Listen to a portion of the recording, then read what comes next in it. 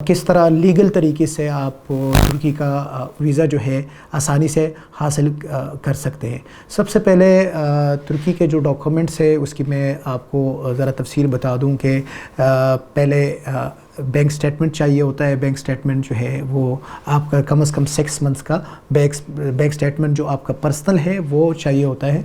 और उसके अलावा आपकी जो पासपोर्ट, जितने भी पासपोर्ट आपने बनाए हुए हैं पुराने हैं, उसके बाद जो है, और अभी जो आपका फ्रेश पासपोर्ट है वो उसकी रिक्वायरमेंट है। जो पुराने हैं, अगर किसी का नहीं बना हुआ और एक ही पासपोर्ट है तो एक पासपोर्ट, लेकिन उस पर जितने भी वीज़े लगे हुए हैं पहले से, अगर उसकी कोई ट्रैवल हिस्ट्री है और ट्रैवल हिस्ट्री होने की वजह से उसके तुर्की का वीज़ा जो है उसके लगने के चांसेस काफ़ी ज़्यादा हो जाते हैं।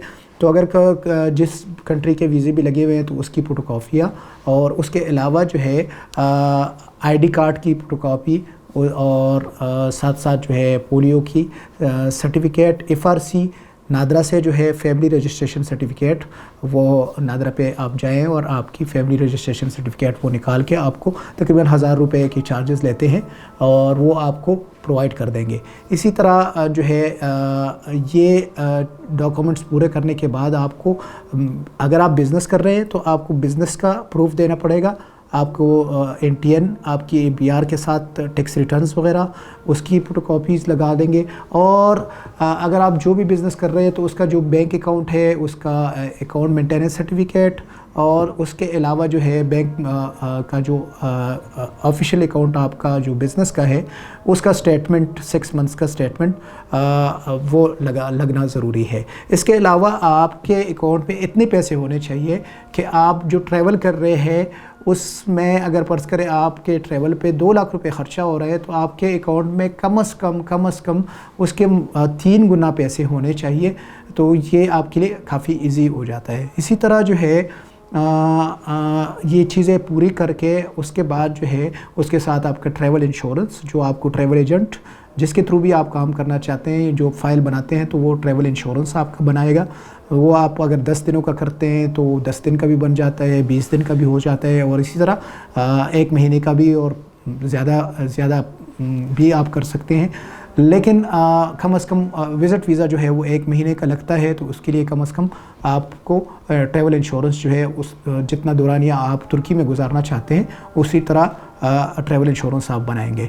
फिर जो है आपको एक आपका स्केड्यूल, आपका ट्रैवल प्लान जो है टिकट की सूरत में आपको देना पड़ता है। वो आप एक बुकिंग के थ्रू डिमी टिकट आप बना लें।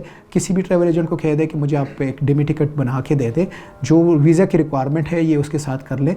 और होटल की बुकिंग आपको चाहिए होती है, या आप वहाँ पे जिसके साथ भी आप रिकमेंडेशन रख रहे हैं तो उसकी सारी चीज़ें आप प्रोवाइड करेंगे, सबूत प्रोवाइड करेंगे। आप कोई भी होटल बुकिंग आप जाके कर सकते हैं, booking.com से भी कर सकते हैं, और बाकी भी ऐसे वेबसाइट्स है कि जिस पे आप होटल बुकिंग आर्जी तौर पे कर सकते हैं, क्रेडिट कार्ड के थ्रू, डेबिट कार्ड के थ्रू आप कर सकते हैं।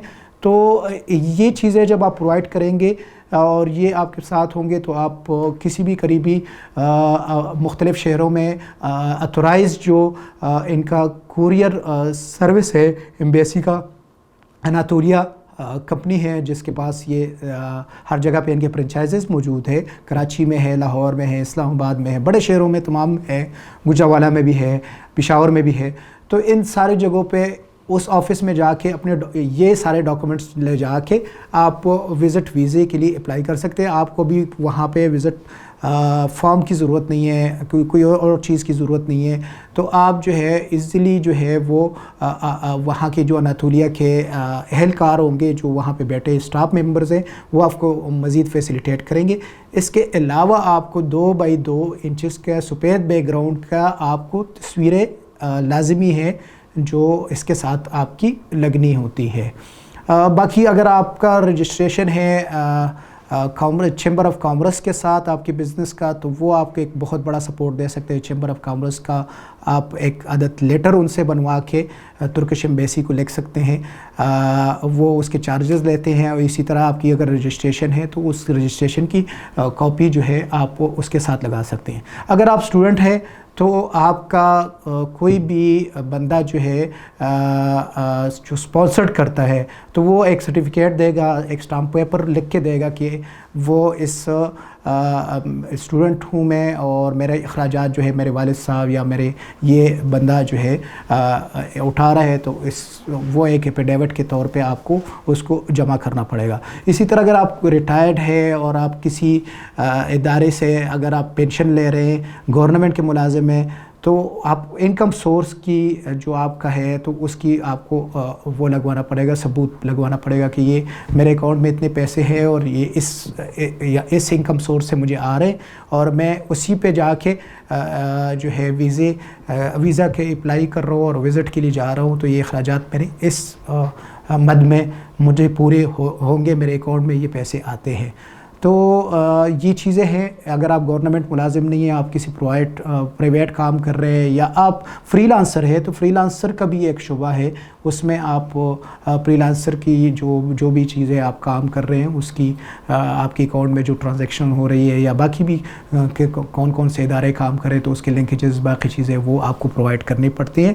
تو یہ سارے تفصیل ہے۔ انشاءاللہ جب آپ ان سارے ڈاکومنٹس کو پورا کریں گے تو آپ کو لیگلی جو ہے ویزا لگ سکتا ہے، اور سب سے زیادہ چانسز آپ کے یہی ہوتے ہیں کہ آپ نے اگر کسی 2-3-4 ملکوں کا وزٹ کیا ہے تو ترکی کا ویزا لگنا جو ہے آسان ہے۔ اور ہم امید کرتے ہیں کہ آپ ہمارے اسلامی برادر ملک ترکی، جو اس وقت پوری دنیا کی ایک بہت خوبصورت اور اچھا اور اٹریکٹیو ڈیسٹینیشن پوائنٹ ہے، اس کو آپ جلد ان ڈاکومنٹس کو پورا کرتے ہوئے آپ جلد اس قابل ہوں گے کہ اس کو آپ وزٹ کر سکیں۔